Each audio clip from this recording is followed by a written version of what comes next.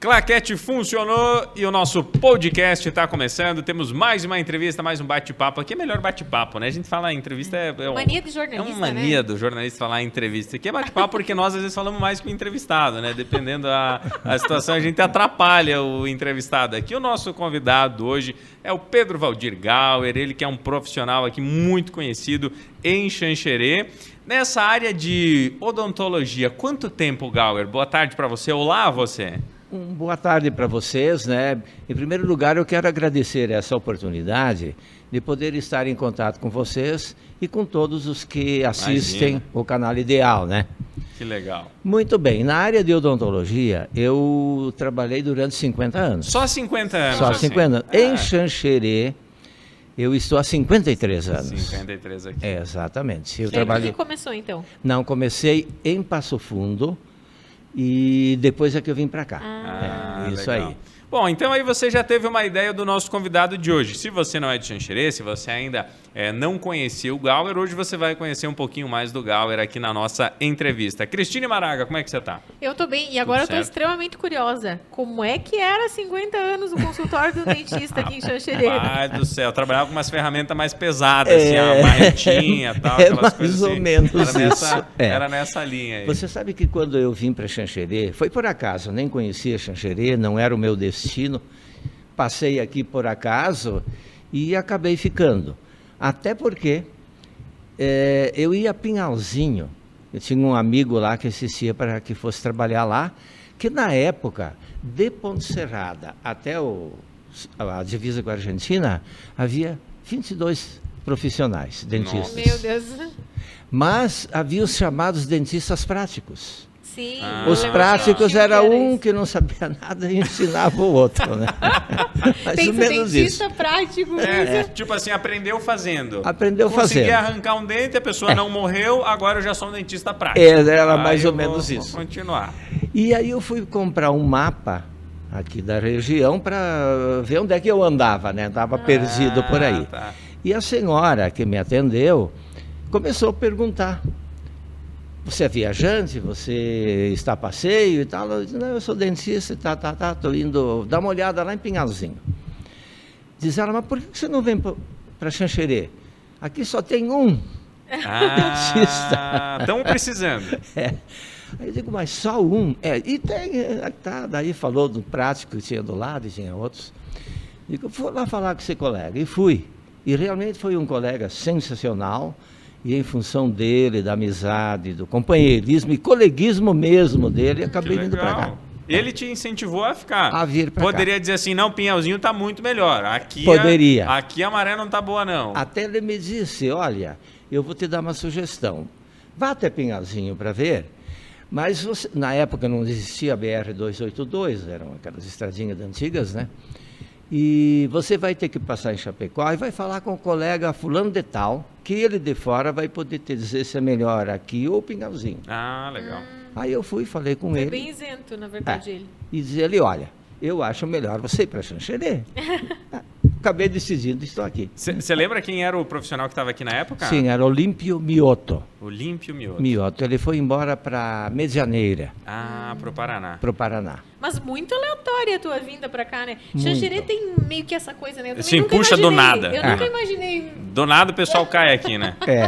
Não, mas tipo, tu tinha parado pra pensar em alguma vez na vida, morar em Xanxerê? Capaz, eu não sabia nem que existia Xanxerê. Eu como nunca eu, tinha né? vindo pra Xanxerê também. Pois é. Acabei caindo de paraquedas aqui. Sim, pois é. Sabe o que eu acho?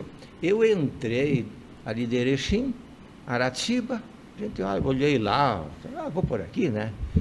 E não imaginava também o que era. Aí você passava em Aratiba, em Itá, Ceará, Chavantina, naquela época, né? Hoje são cidades boas, locais muito bons, até por sinal, mas na época, né? Sim. E aí tu vê aquelas pirambeiras todas. E de repente tu veio pelo lado errado, homem do céu. Aí de repente cheguei ali e vi um campo mais aberto. Aqui, digo, opa! É aqui mesmo. Mas daí mais incentivo dessa senhora. Estou aqui até hoje. Olha só, né? Me dei bem, né? Devo tudo a Xanxerê. Isso tenho que reconhecer. Que legal, né? Estabeleceu tua família aqui. Aqui, Isso é bacana, mas é porque vamos lá, hoje, nem hoje é muito comum você ter profissionais que incentivem outras pessoas a estar aqui. Vamos imaginar, chega alguém querendo montar um canal de vídeos aqui em Xanxerê e tenta mandar embora. E o cara vem aqui e pergunta a minha opinião. Eu digo, cara, vai pro Xaxim. Xaxim tá melhor. Xaxim tá bem mais legal lá, que Xanxerê o pessoal não quer fazer vídeo. Porque tem muito disso, né? A verdade é essa. E por mais que você diga, exatamente, se diga assim, mas o cara tava sozinho. Pois é, mas ele tendo sozinho, ele ditava o preço, ele ditava as regras, para ele era muito melhor ter só ele do que ter um outro profissional concorrente. Mas fala um pouquinho mais de como é que era o exercício da profissão em si naquela época. Tu chegou em Xanxerê, como é que tu se estabeleceu aqui? Bem, realmente não era fácil, porque o pessoal estava acostumado com esses dentistas práticos. E o que eles faziam? Extraíam um dente e colocavam dentadura. Era isso. Sim. Então eles convinham. E eles também não sabiam, iam tentar fazer uma restauração. Usavam naquela época uma broca ali tocada com pedal, né? Nossa Senhora! Vocês imaginem aquilo na tua boca, porque eu como criança, lá na minha cidade, onde eu nasci, lá em Soledade, era assim também. Sim. Era a tecnologia da época, né? Da época. Aí, ali, roendo o teu dente, aí depois botava um remedinho. E mandava vir outra vez. E mais um, e mais um, e mais um, que não tinha fim. Chegava um dia que o dente, a cara ia progredindo, começava a doer. Aí tu chegava lá e ele perguntava, como é que tá? Tá assim. Eu acho que vamos ter que extrair o teu dente, não tem jeito. E tu dava graças a Deus até. Porque você livrava da dor, né? E então era assim que o pessoal estava acostumado. Quando a gente chegou e tal, né, eu já tinha aqueles 3 anos de exercício lá em Passo Fundo, lá já era um pouco diferente. A cidade era maior e tal. E você queria impor aquilo também, o que você aprendeu na faculdade, né? E o pessoal não aceitava. Então, queriam extrair. Eu tive que enfrentar alguns problemas sérios até com algum paciente. Uma vez, um paciente me disse, se tu não tem qualidade para arrancar o meu dente, eu vou lá no fulano de tal que ele arranca. Eu digo, abri a porta e disse, vai. Pode ir lá. Eu tentando convencer, eles, olha, uma pena, não vamos extrair isso. Nossa, que loucura. Mas a minha mãe conta que uma vez, por exemplo, assim, as meninas, quando faziam 15 anos, os pais extraíam os dentes e davam de presente uma dentadura. Então, deixa eu te contar mais uma então dessas historinhas. Meu Deus do céu. Era verdade mesmo isso? Mas, claro. Ai, meu Deus. Eu acho que foi, eu cheguei aqui em 69 e em 70, eu acho que foi, ou 71, o Sindicato dos Trabalhadores Rurais colocou um consultório. Sim, era bem comum na época, né? E os 2 profissionais que havia, era eu e o Mioto, e nós fomos trabalhar. E ali, era aqui bem na frente da prefeitura, ali ainda tem aquela construção ali. Sim. E o consultório tinha uma divisão da sala de espera para o consultório, uma paredezinha de madeira, assim, até uma altura, então você ouvia tudo de um lado para o outro. Toda a gritaria. E eu um dia ouvindo as senhoras lá conversando, e uma diz, olha, lá em casa é assim, quando casa um filho, a gente dá uma colônia de terras, uma junta de boi, e para a filha, a gente dá uma máquina de costura, uma vaca e as 2 chapas, que eram as 2 dentaduras. Pra não dar tirava prejuízo tudo. pro marido. Mandava Pra não dar prejuízo pro marido. não Detalhe. Na cabeça deles é que estavam, não ia mais ter problema dali para frente. E era assim. Nossa, parar para pensar. E se for ver, isso é recente, né? Porque, vamos lá, beleza, tu fala 50 anos. Mas 50 anos não é tanto tempo assim, a partir do ponto de vista, né, que a gente viveu uma evolução absurda, né? Que hoje é o último dos últimos, né, recursos. Mas realmente. Que loucura. E de ferramentas de equipamento, como é que era essa questão, assim, ter acesso ao... Não, nós já tínhamos, né? A gente tinha já um consultório. Não era mais aquele do pezinho? Não era. Mas também não era uma cadeira tão moderna como as de hoje. Sim. A gente tinha que trabalhar em pé, porque ela era muito volumosa, né? E para você levantar ou inclinar um pouco o encosto, era manual. Não era ainda motorizada. Certo. Então isso acarretou muito problema de coluna da gente. Imagina, né? O peso, né? Do profissional. Porque daí você se habituava a trabalhar de acordo com como botava o paciente a uma certa altura e ficava ali. Aí você se abaixava, se entortava, fazia assim para poder... Pra E ser assim mais o dia prático, todo, né? Hoje não é mais assim, né? Hoje tem uma ergonometria ali que se Sim. ajuda muito, né? Consegue. O equipamento também mudou demais, os materiais, mudou demais.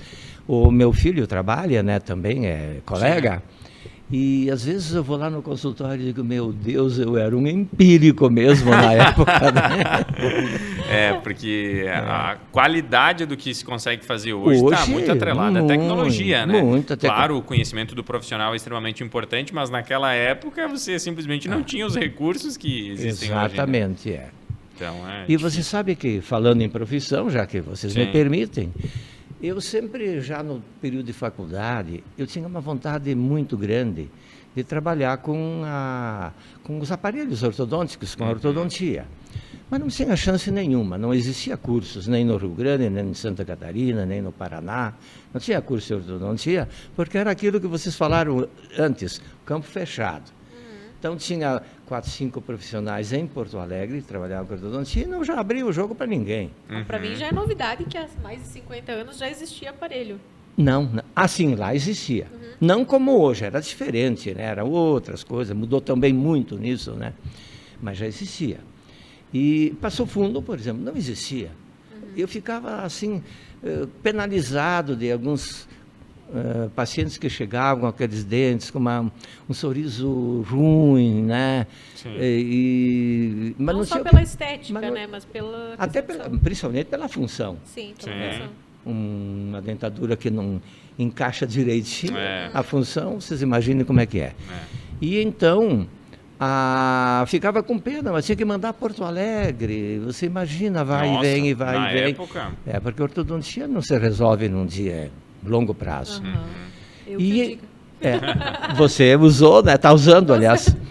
E em 1982, por aquelas coisas que acontecem na vida da gente, o que eu digo, você tem que abrir o teu campo. Sim. Tem que ter chance e tal, mas você também tem que ter alguma coisa que te ajude, sei lá da onde, se é alguma coisa sobrenatural até. Uma luz. Uma luz. E me apareceu uma chance de ir a São Paulo e fazer um curso. Por sinal, não era bem em São Paulo, era em Bragança Paulista. O professor era o professor da USP. Olha. E ele abriu essa oportunidade. E eu me encaixei lá por acaso mesmo, né? E fiz... A partir de 82, eu passei a fazer só ortodontia. Olha só. Então, de Lages até a divisa com a Argentina, havia um colega em Chapecó, que estava fazia uns 2 anos, e eu. Aí os pacientes de toda a região vinham para cá? Vinham para cá. Eu tinha pacientes de Caçador, de Videira, de Concórdia, até chegou um período que os pacientes, mas não dá para você nos atender no sábado. Aí eu atendia o sábado o dia inteiro, vinha uma lotação de manhã e uma de tarde para atender paciente de Concórdia. Nossa! Imagina Olha só. a dificuldade que era na época para você conseguir. Não, e ao mesmo tempo, para eles deviam estar no paraíso, porque imaginar assim, graças a Deus que a gente tem em Xanxerê, né? Não ir para Porto Alegre. É verdade. Nossa, imagina, é um cenário, 40 anos, né? A gente está falando disso, né? Então, 82, né? E ao mesmo tempo lutando ainda com aquela velha cultura da extração, ou já tinha mudado bastante? Já tinha mudado, já tinha mais colegas na região toda, né? Então já havia um pouco. Havia uma certa resistência para o aparelho ortodôntico. Em primeiro lugar, achavam que era só para criança, né? E não era bem assim. E então havia, mas depois o pessoal foi vendo, porque essa é a vantagem da ortodontia. Você vê de imediato o resultado, né? Sim. Não. Isso aí. E como impacta isso, né? Meu Deus. Como é que você foi parar nessa área? Desde criança você já se imaginava? Sim. Lá no interior, onde eu morava, lá em Soledade, havia um dentista prático, por sinal um argentino, e ele era um cara muito camarada. E sempre com como dentista, dá umas balinhas para as crianças.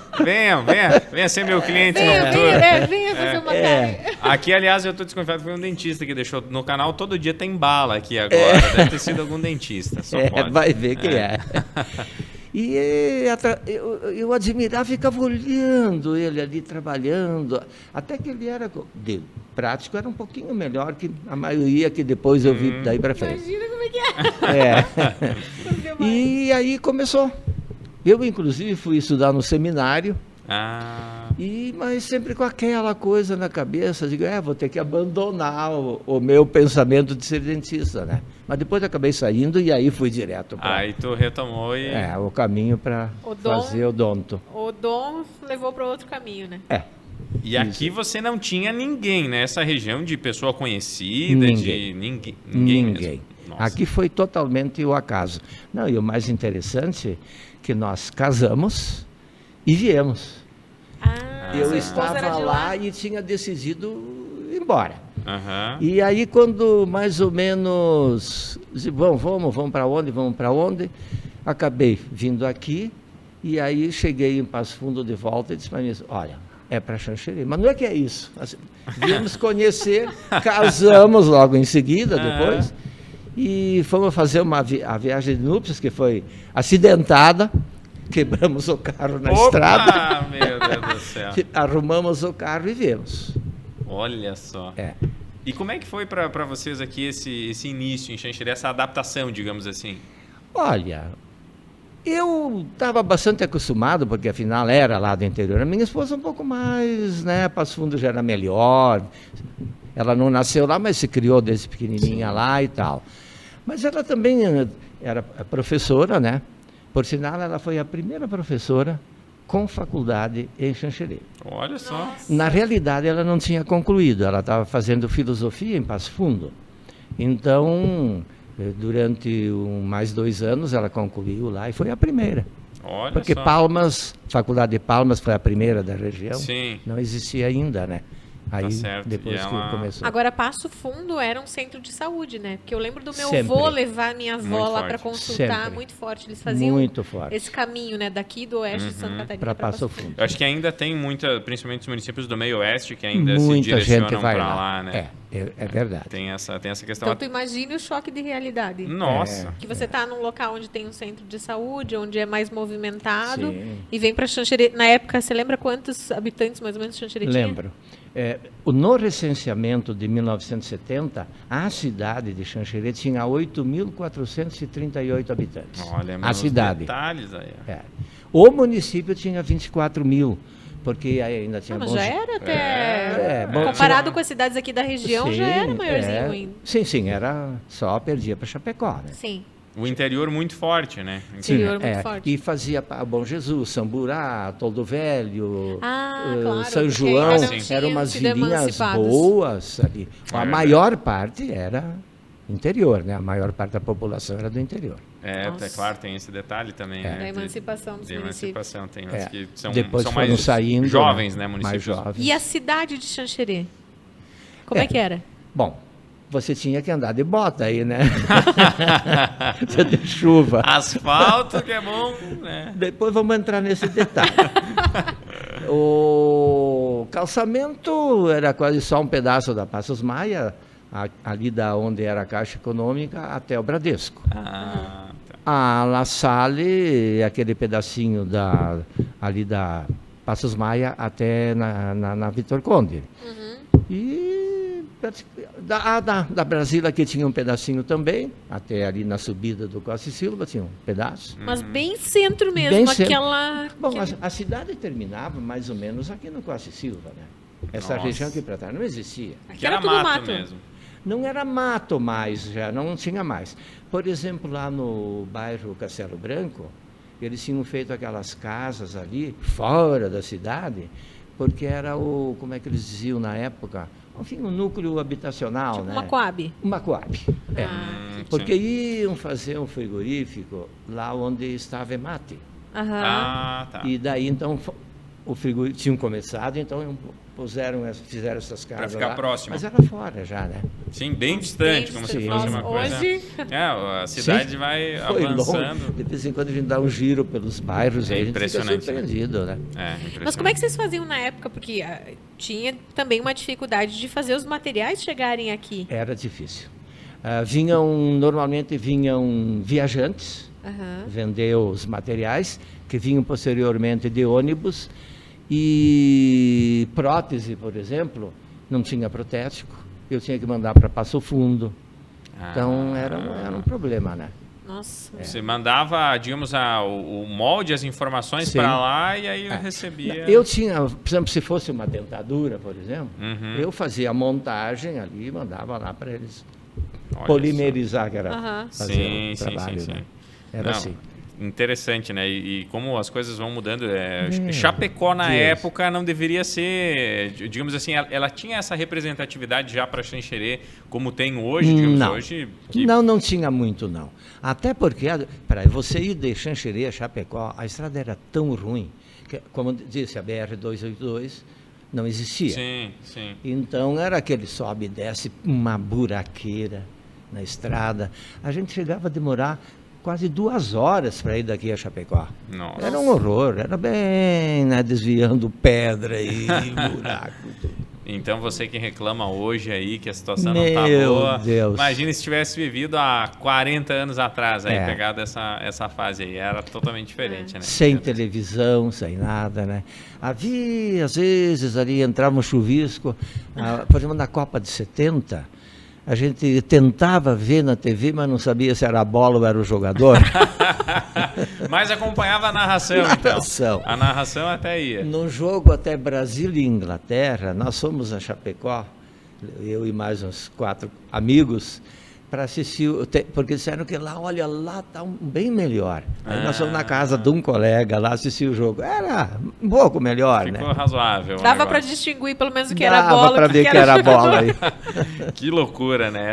Essa evolução rende boas histórias. Boas. E desse início, dessa fase inicial, teve alguma situação assim que te marcou, digamos, em termos de atendimento, seja para o lado positivo ou negativo, assim, que você lembra lá desse início, em meio a essas dificuldades, digamos, esses desafios? Sim, teve, por exemplo, vamos pegar o lado positivo. Principalmente depois que comecei com a ortodontia, de uma vez uma paciente que eu trabalhava 2 dias lá em Chapecó, por semana também, né? Legal. Ia lá e os outros dias aqui. E uma paciente que ela participou de concursos de beleza e tal, e depois ela foi escolhida por como é que se diz? Um estúdio, acho que é isso, né? De São Paulo, para modelo fotográfico. Uma agência. E aí ela foi lá me agradecer e disse, olha, graças a você, olha aqui, ó, tenho uma baita profissão, estou ganhando bem e tal.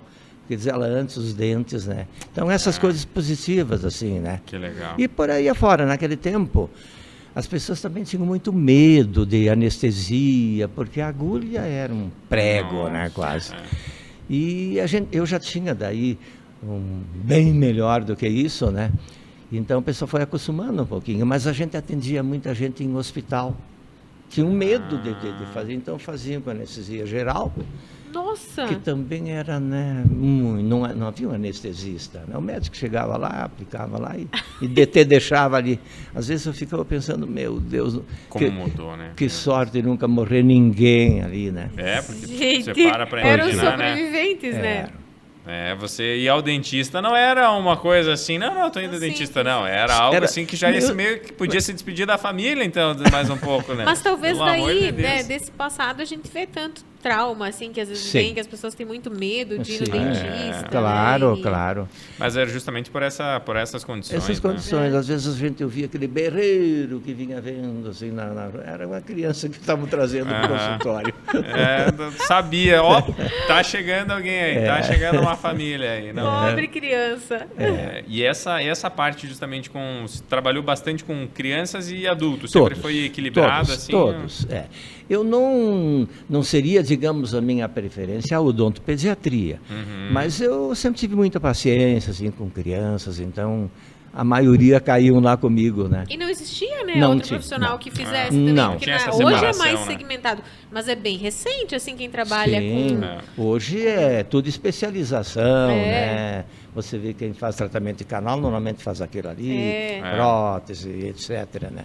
E quando que deu esse boom, assim, dessa mudança, que você lembra, assim, que, nossa... Olha, não faz muitos anos não, viu?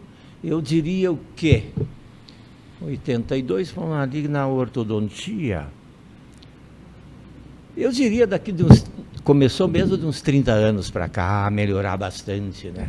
Realmente se encaminhou. Se encaminhou, É porque aí você leva uma série de fatores, inclusive isso que a Cris estava comentando, de acesso, né? Porque Sim. Facilitar o acesso. na realidade, o que influencia muito é isso aí. Se você tem o acesso, porque daqui a pouco você vai lá para São Paulo, você faz um curso, você volta com informação, conhecimento, mas aí não chegam os equipamentos, não chegam os materiais, automaticamente vai ficar muito caro, ou vai ficar difícil de executar. Então, conforme a cidade ou o município como um todo vai se desenvolvendo, você também... Não, e tem barreiras também a quebrar, né? Porque às vezes vem de um Cultural, pré-conceito, né? Muito grande com algumas situações e que às vezes e nem é aquilo, né? Sim. Por exemplo, de que talvez é muito caro, ou é muito verdade. doloroso, isso ou não tudo. compensa. Né? Nisso que você falou, daí ao contrário. Sim. Eu acho que fazia uns 2 anos por aí que eu estava trabalhando aqui. E foi um senhor no consultório. Na época até, ele não tem mais a família dele nem nada, era só ele e a esposa, eram lá de Canoas, do Rio Grande, e ele era o chefe das oficinas da Ford. Não, da Chevrolet. E ele foi lá para consultar e disse, olha, eu tenho um medo terrível. E estava a boca dele estava um problema. Diz ele, eu quero fazer alguma coisa, não sei se extrair tudo, o que fazer, mas quero com anestesia geral. E aí eu fiquei meio assim e tal, e digo, olha, vamos... Não quero nem saber. Aí eu falei alguma coisa e eles daí decidiram ir lá para eles eram de Canoas, e daí foi a Porto Alegre. E foi fazer com anestesia geral. E ele morreu. Meu Nossa. Deus. Aí ela vinha às vezes no consultório, eu nunca mais conseguia atender ela, porque ela chegava lá e desandava em choro, dizendo, tivesse feito aqui com o senhor. Digo, não é bem assim. Porque até por sinal, a dentista que atendeu ela foi minha colega de faculdade, mas quando ela estava já no último ano, eu estava no primeiro. Era uma excelente profissional. Mas não foi ela, eu digo a culpada. Eu acho que foi o problema dele, que eu não sei, nunca soube direito o que foi. Pode ser um problema cardíaco, sei lá o quê. Ou lá na sala de recuperação, que não houve uma assistência, daí já não era com ela, né? Anestesia geral é tenso, né? Sempre foi. Imagina. Hoje é bem melhor, Sim, né? Bem diferente. Evoluiu muito. Que é essa questão de... Eu não entendo nada, né? Nunca acompanhei, mas a dosagem em si, você tudo, perdeu aí... Tudo.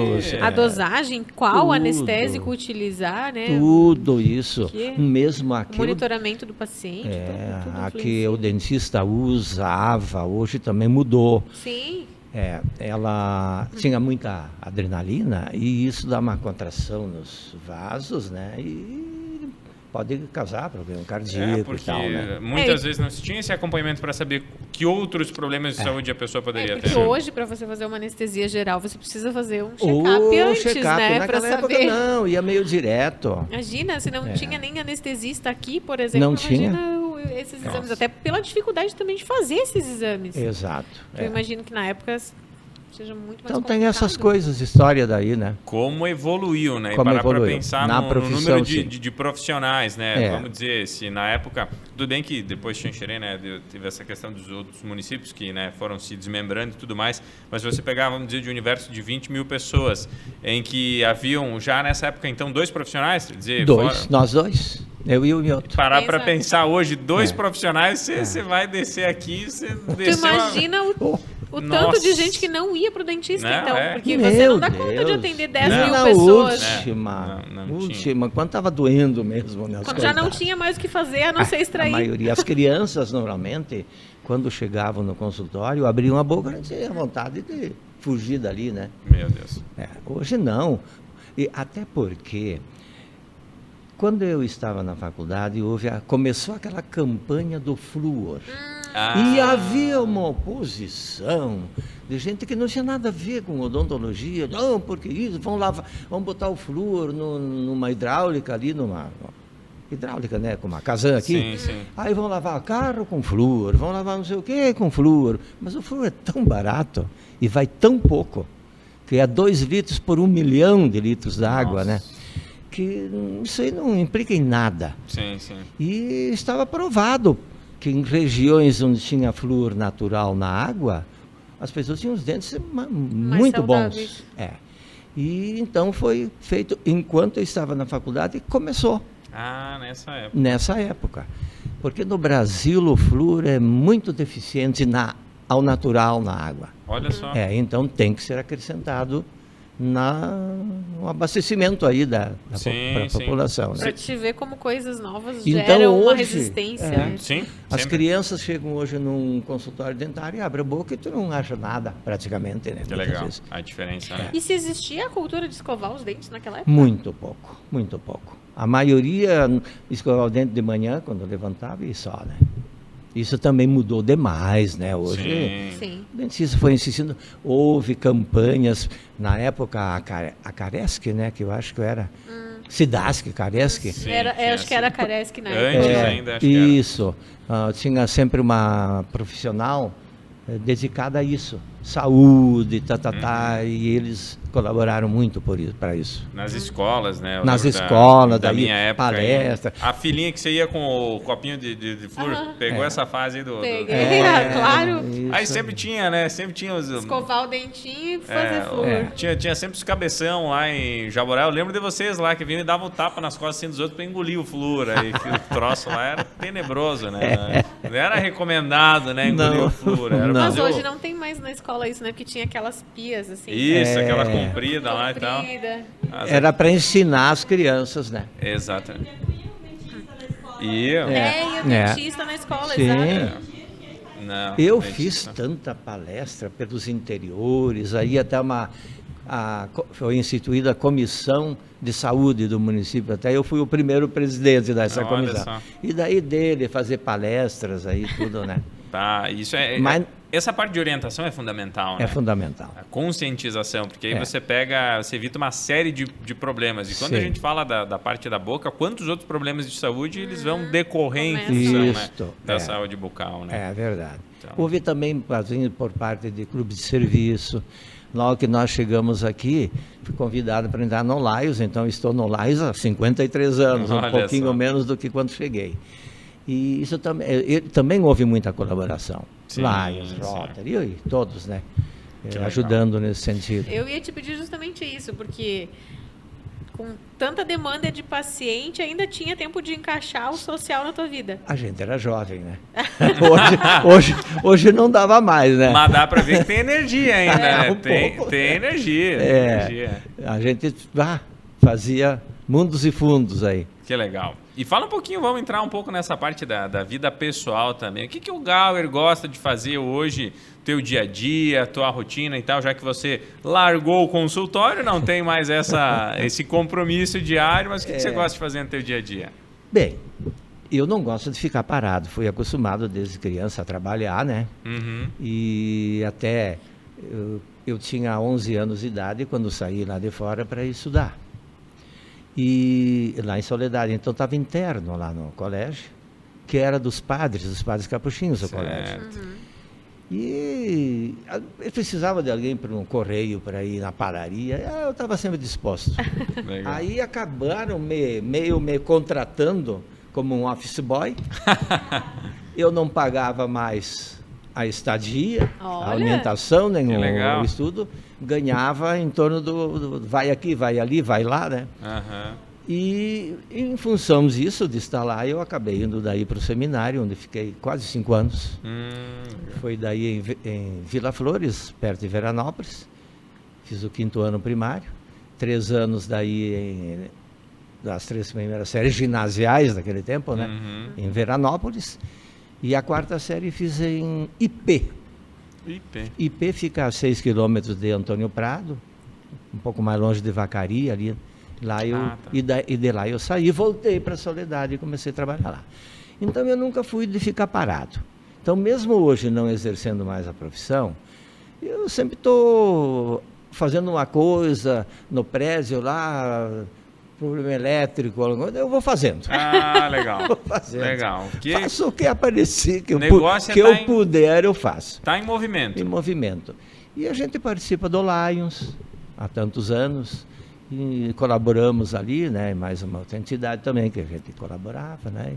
Isso é legal. Fala um pouquinho mais dessa questão do Lions em si, desse trabalho, porque você passar tanto tempo num clube de serviço mostra o quanto que ele representa para ti também, né? A gente já sabe da importância para a comunidade, mas para ti também tem essa representatividade, né? Hoje eu sou o mais antigo do Lions, sou eu. Era até há pouco tempo o seu Jaime Schiraus, né, que faleceu, ele era ainda fundador. Sim. Ele era o mais antigo. Daí ele faleceu, agora o mais antigo sou eu. E olha, a gente sempre participou muito, aquelas campanhas principalmente Natal, não havia nada como hoje há, à vontade, a televisão faz, muitos clubes e muitas entidades, pessoas até individuais, né, que fazem, e na época não tinha, então a gente fazia todo esse trabalho. Hoje, até pela idade, a gente mais fica na retaguarda, né? Tem os mais jovens lá que são mais entusiastas e trabalham mais. Mas a gente participa. Mas é importante isso, né? Um trabalho de estar próximo da comunidade, né? Mas antes você falou um assunto que vamos tocar. Vamos. Como era o Xanxerê, não tinha asfalto, não tinha nada. Em 1980, era prefeito o senhor Rovílio Bortoluzzi, e eu tive um problema de saúde ali e tal, e parei uns 2 meses de trabalhar, e meio assim, meio desanimado até para trabalhar. E o senhor Rovílio começou a insistir comigo que havia um projeto para o asfaltamento da cidade, o primeiro asfaltamento, a drenagem, né? E uma rede de esgoto que foi feita na época, joga tudo lá no rio, mas foi feito. E, na época. E o senhor Rovílio tinha muita confiança em mim. Eu era vereador nessa época, eu fui 2 vezes vereador, 2 legislaturas. E insistindo para que eu assumisse, porque para fazer isso, era um financiamento através da Caixa Econômica Federal. E eles exigiam que esse trabalho tinha que ser uma empresa, não podia a prefeitura diretamente fazer. Então tinha que ser uma empresa de economia mista. Então foi fundada, que se chamou de EDEX. Lógico que 99% do capital era da prefeitura e o resto foi uma mixaria de cada um para fazer a fundação da empresa. E aí ele continuou insistindo comigo. Lá um belo dia, eu tinha voltado a trabalhar e não me sentia bem. Eu digo, se o senhor Rovílio voltar a me convidar, eu vou assumir. E largo aqui a profissão por um tempo, vamos ver. E um dia ele chegou lá e insistiu. Digo, tá bom, senhor Rovílio, como é que é? Assim, assim, assim e tal. Larguei a profissão, fiquei quase 3 anos afastado. E assumi a IDEX. E aí que nós começamos. Fazer o asfalto, era eu e o doutor, me fugiu o nome dele, que era engenheiro, e que a gente comandou todo o primeiro asfalto de Xanxerê, né? Qual foi a primeira rua asfaltada? A primeira foi a José de Miranda Ramos. A da prefeitura mesmo? A da prefeitura. Começamos aqui em cima na prefeitura e fomos descendo. Nós fomos fazendo drenagem, né?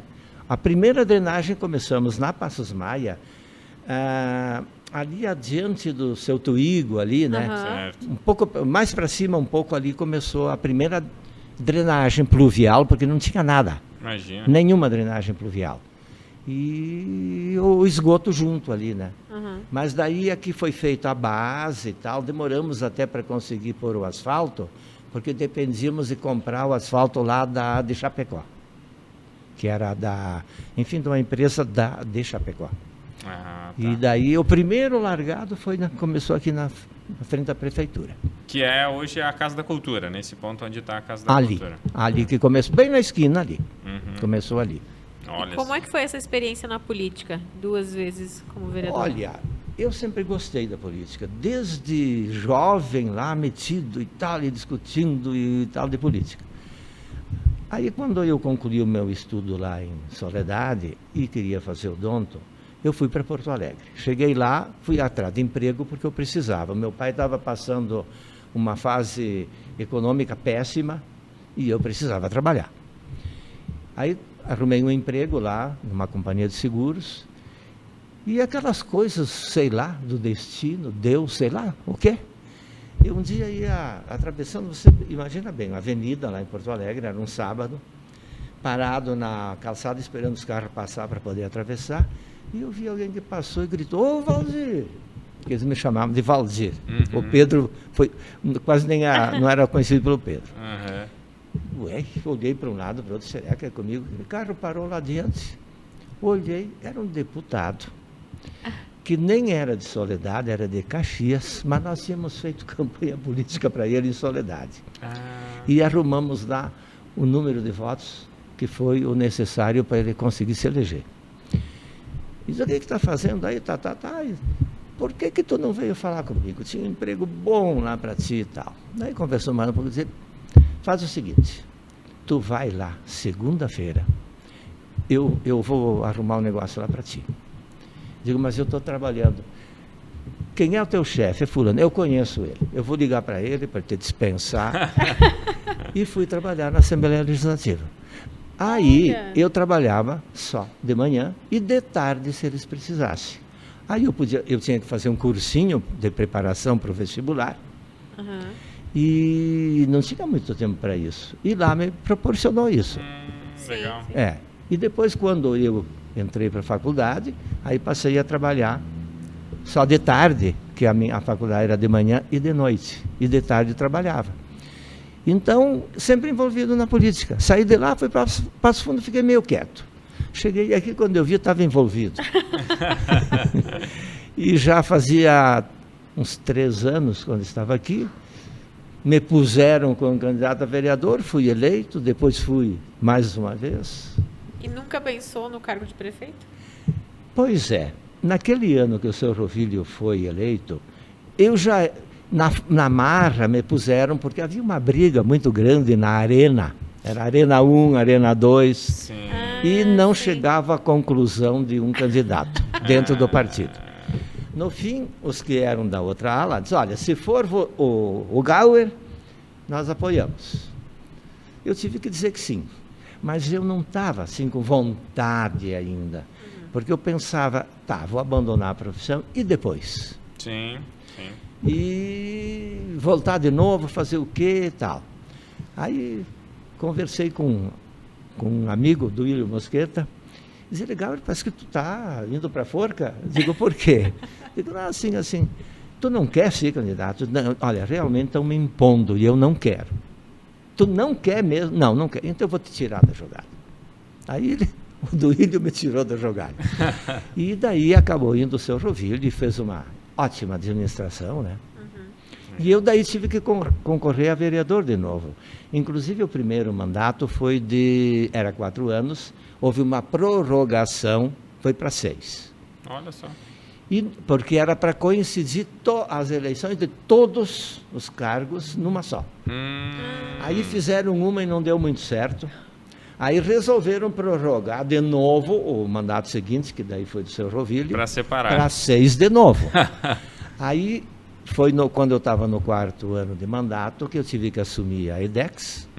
Aí eu tive que renunciar ao mandato de vereador. Daí eu renunciei, então na totalidade eu exerci por 10 anos. Nossa, mas é um bom tempo. Um bom tempo. Eu sempre gostei de política, até hoje. Gosto, não para disputar alguma coisa, não. Sim. Mas está envolvido, sim. Então, que não existe, né? Então vamos puxar um comentário político aí. O que o senhor está achando do cenário político hoje aí? Vai lá. Vamos... É um cenário confuso, né? Não tem como não ser resumir de outra forma, né? Mas eu vou ter que ser bem sincero, não adianta esconder o jogo. Eu sou bolsonarista, eu gosto do tipo de trabalho dele, porque parece que é aquilo que a gente quer, ele diz aquilo que a gente quereria dizer e muitas vezes não podem. E ele diz, e ele age. Ele teve um azar muito grande, não mais que um, que foi essa pandemia, que complicou a administração dele demais. A guerra agora da Ucrânia, olha o que afetou o mundo. Veja a situação desses países, o próprio Estados Unidos com uma inflação muito grande para eles, que eles não tinham inflação nenhuma. Não existia, né? Não existia. Já estão em recessão. E os países europeus a mesma situação, numa situação caótica devido a isso, né? Ele pegou secas e enchentes e tudo nesse mandato dele, e assim mesmo ele está levando. Então, Nós estamos num cenário global de incertezas, de desafios, né? Muito. Muito desafiador. E o Brasil está se mantendo ali, né? Vai ter crescimento, que quase todos estão no PIB em decréscimo, né? Sim. Não, realmente, é um período extremamente desafiador, né? Eu te diria que nesses meus longos anos de vida, eu nunca vi uma situação assim, viu? Nunca. Pois é, porque pegar uma pandemia, algo que a gente que uma não tinha pandemia vivido. foi algo que... Fora, Essa né? foi fora do controle. Foi fora, né? Não teve Fora de como... comum. Afetou proporção. tudo. Aquele negócio de fica em casa, se foi bom, se foi. Eu tenho a impressão que não foi nem bom, nem para a saúde não foi bom. E financeiramente afetou todo mundo. Não, nesse sentido, sim. Para muitos negócios, para muitos segmentos, né? Foi bem difícil, né? Realmente, temos um cenário aí pela frente muito desafiador ainda pelos próximos anos. E estava acompanhando hoje, inclusive, fazendo um parênteses aqui. Aliás, nós estamos gravando na segunda, né? Então, se desatualizar para sexta-feira, a gente faz o parênteses, né? Já a movimentação lá na China para talvez invadir Taiwan. Então, imagina o cenário que se coloca aí para nós. Se aquilo lá acontecer. Então, infelizmente, ainda não consegue ver uma perspectiva tão positiva assim, né? Se os Estados Unidos forem dar apoio lá para Taiwan, aí a coisa vai ficar terrível. Realmente. Então, torcer para que... nada aconteça, que fique como está. Mas a China não reconhece.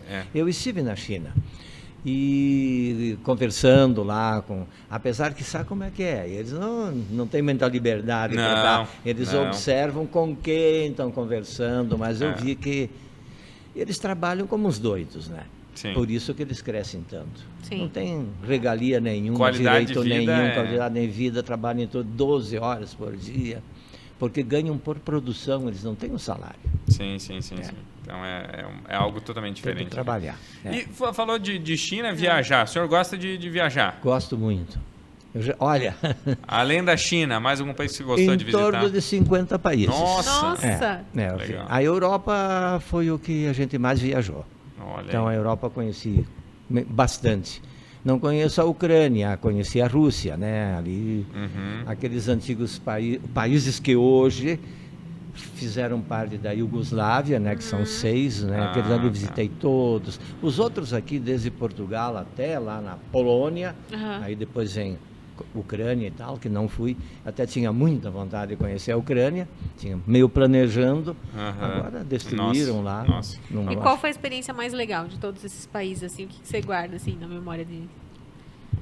Olha, eu diria que eu gosto muito de história, e leio, e vejo, e tal, e releio, vou à pesquisa, e você vê um país como a Alemanha, que foi arrasada. Todas as cidades com mais de 100 mil habitantes, a ordem era arrasar.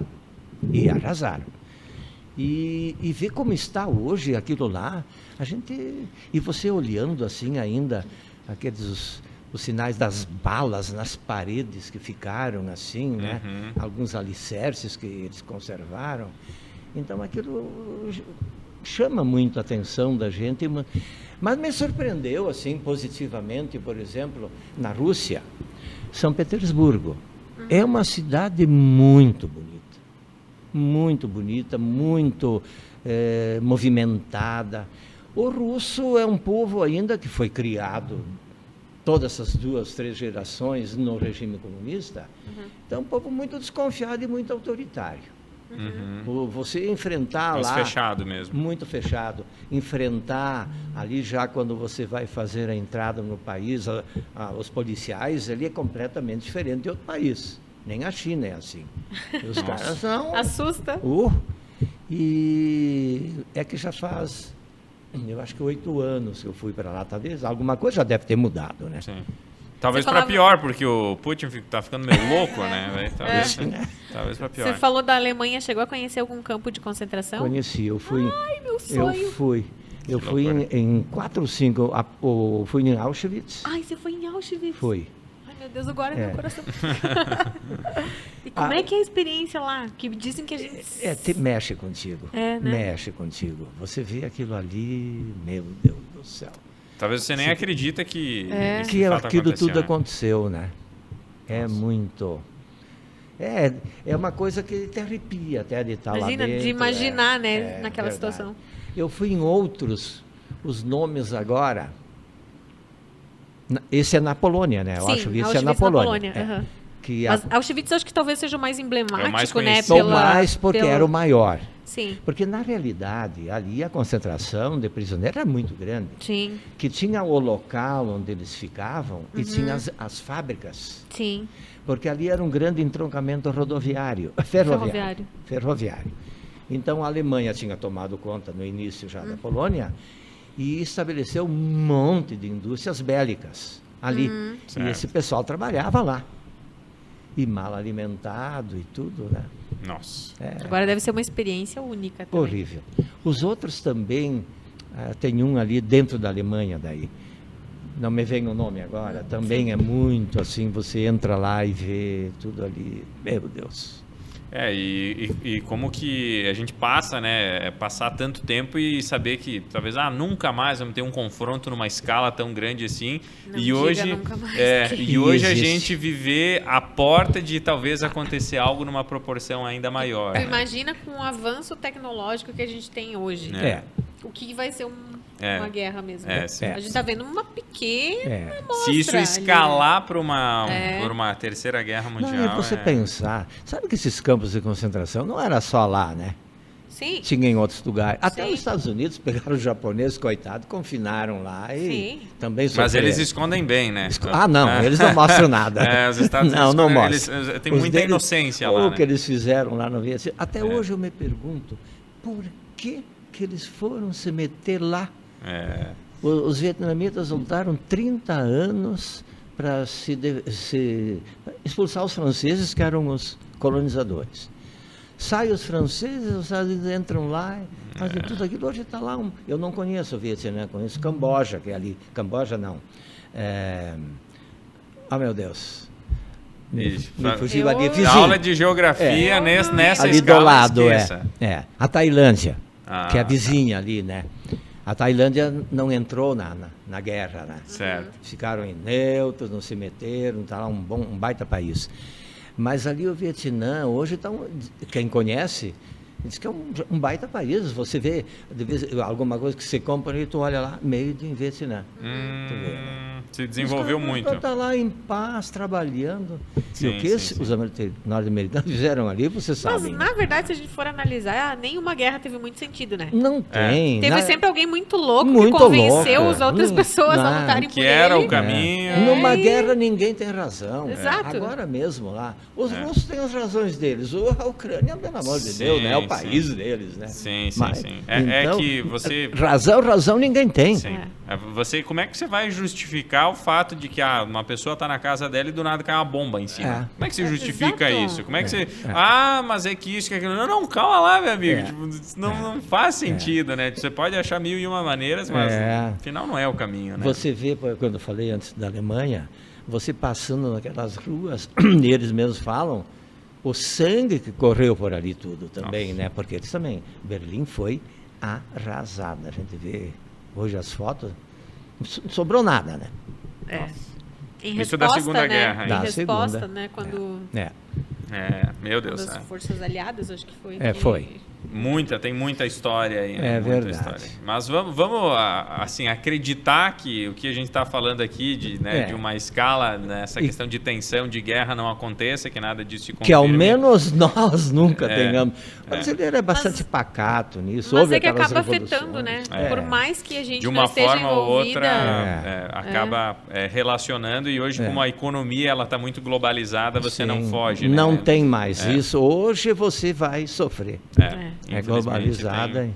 Mas a própria pandemia ela já fez com que a gente passasse a olhar de uma forma diferente essa questão do local, né? Em como você valorizar as empresas, o comércio, a indústria local importante para se fortalecer enquanto comunidade. Porque a partir do momento que você fica muito refém de outras situações, acontece isso. Num confronto, numa pandemia em que a ida e a vinda não acontece da forma natural, você já é duramente Atingido. afetado, né? Vai. É claro que a gente não vai voltar no tempo e dizer assim, assim, então tá, cada país vai se resolver, cada comunidade vai se resolver, mas em uma certa escala você ter essa segurança é interessante, porque infelizmente um planeta que é tão globalizado, aí sim, acontece uma situação como essa, todo mundo é afetado e aí é aquele efeito dominó, né? Verdade. Vai pegando todo mundo. Nós né? aqui longe daquilo lá. E sentindo os efeitos, sentindo né? os efeitos. Então é realmente muito, muito tenso. Vamos virar a chavinha? Bora. Terminando, quer dizer, aqui, ó. Tá chegando.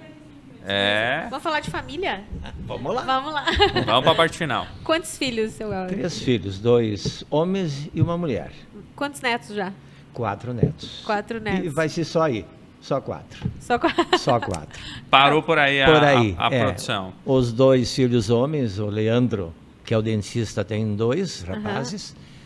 O Leonardo, que é o médico, tem uma menina e um guri. Inclusive, ela vai comemorar os 15 anos com 2 anos de atraso. Sábado que vem agora. Em função da pandemia. E a filha, infelizmente, não pode ter filhos. Então, ficou por aí. Ficou por aí, olha só. Mas todos na área da saúde? Não, a filha é arquiteta. Arquiteta. Mas os 3 estão aqui, tivemos essa sorte, vieram todos. Vocês que eu vi são de fora, Ixi, a minha família é de Jaborá. De Jaborá. A minha é de Xaxim, aqui do ladinho. Pertinho, do ladinho. Não, a Maraga já tá com a família aí, né? Eu trouxe a família Foi já. trazendo. Bom, hoje eu já tenho mais. Quando viemos para cá, éramos eu e a minha esposa. Por sinal, nós chegamos aqui no dia que Xanxerê estava fazendo os 15 anos. Olha só. 27 de fevereiro de 69. Estava debutando o Xanxerê. Debutando. Mas daí, mais adiante, trouxe a minha irmã para cá, que daí tem filha que mora aqui, e aí já vem os netos dela também, e foi criando vínculos criamos, de família e aqui, depois né? veio um meu primo, que é médico, e veio trabalhar aqui. Então, foi aumentando aí a família, né? Que legal, que legal. E é importante, né? Essa base ter... É muito importante. Nós temos essa base de família, tanto é que nós instituímos o Dia da Família. Olha. Quarta-feira de noite, nós nos reunimos e fizemos uma jantinha lá em casa. Toda quarta-feira? Toda quarta-feira. Que legal isso! Muito bacana, muito bacana. Isso é importante. Eventualmente não acontece, às vezes a gente está viajando, coisa parecida, daí eles se reúnem. Manda foto. Mas já é uma tradição. É uma tradição. Olha só que Dia legal. da família, gostei. Olha a ideia para vocês. Bem interessante. São jovens ainda. Até porque às vezes no final de semana tem essa questão de que um vai para um lado, outro vai para o outro, tal, não sei o quê. Assim, durante a semana consegue reunir todo mundo. Exato. Olha aí. Mas o que é o cardápio principal lá nesse Dia da Família? Porque daí nós vamos se convidando, né? Olha, de vez em quando aí pode... Dia da Família e intrusos vai ser o nosso dia daí. Isso. Não, mais por curiosidade mesmo. O cardápio é variado. É variado. A minha esposa é muito boa cozinheira. Olha aí, que beleza. Então ela inventa as coisas lá. Sai um pouquinho Quando de ela tudo. está meio cansada, é pizza ou parecido. E o senhor não cozinha? O senhor não cozinha? Só churrasco. Só churrasco. O resto não. Não, mas já me chega? Sim, não tem problema, né? Às vezes ela diz, tem tantos que cozinham, por que você não vai? Eu vou na cozinha para fazer umas porcarias, se você cozinha tão bem, para que eu vou lá? Pra quê? Né? Tá certo, senhor. Eu acho que, na verdade, bem da verdade, isso é desculpa. Não é porque eu também uso dessa aí. Não é uma desculpa, é um argumento, né? É um argumento, assim, que tem toda uma base científica por trás disso aí, né? Mais ou menos isso. Gauer, a gente está chegando ao final da nossa conversa aqui, muito bacana poder ouvir um pouco dessas histórias aí, que a gente possa ter outras oportunidades de compartilhar, né, boas histórias, compartilhar esse conhecimento, e a gente fica feliz, né, de que você esteja disponível para poder passar isso para frente, passar para outras pessoas, essa nova geração que está vindo aí, que sabe que teve muitos desafios lá no passado, que vocês vivenciaram, superaram tudo isso, quer dizer, não é de hoje que se vivem desafios, né? Cada etapa da vida ou em cada tempo você vai viver um desafio. A falta de tecnologia, a falta de recurso, de saúde, de tudo. O excesso de tecnologia. O excesso. Enfim, cada período tem o seu desafio maior ou menor. Então a gente fica feliz que você possa passar esse conhecimento adiante também. Muito obrigado mesmo aí pela tua presença. Olha, eu quero agradecer a vocês essa oportunidade, a bondade de você de ficar aturando todo esse tempo, toda essa longa conversa aí, mas estou aí, né, à disposição, se um dia vocês quiserem chamar, estamos Com certeza. disponíveis. Seu Gauer, sabe que assim, o jornalista é apaixonado por história. Ah, O senhor já você já serviu várias aqui pra gente. Então nós ficaria aqui mais umas 2 horas, eu acho. Que bom. Fácil, fácil. Vai ter outros momentos aí pra gente sentar e conversar, né? Com toda Com certeza. Muito bem, mas muito obrigado para vocês, né? E a gente- estou aí à disposição. A gente fica feliz e agradece mais uma vez. Cristine Maraga, fechamos então. Fechamos para você que está aí nos acompanhando. Então, esse áudio fica no Deezer, no Spotify, o vídeo no YouTube, no Facebook. Lá no nosso site também tem todas as outras entrevistas. Esse é o 68? Nossa, já 68? passamos de 60? Eu tô perdida Também já. já tô perdida.